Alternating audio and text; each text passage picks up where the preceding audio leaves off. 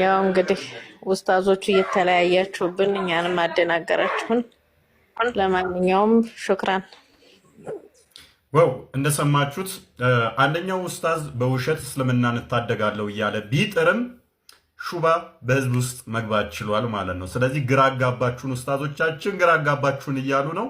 ኡስታዙ ለምሳሌ ክርስቲያን ሴትን ሙስሊም ወንድ ማግባት ይችላል አይችልም በሚለው ተጠይቆ እንዲህ ብሏል።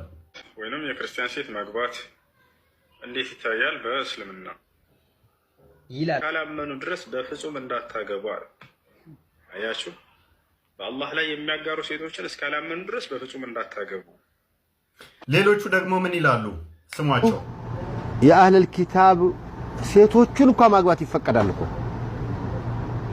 የአህለል ኪታብ ሴቶችን ሚስት አድርገህ ልጅ ልትወልድላቸው እነሱ እዚያው ኢየሱስ እያለች ማለት ነው ማርያም እያለች ገብርኤል እያለች ሚስት አድርገህ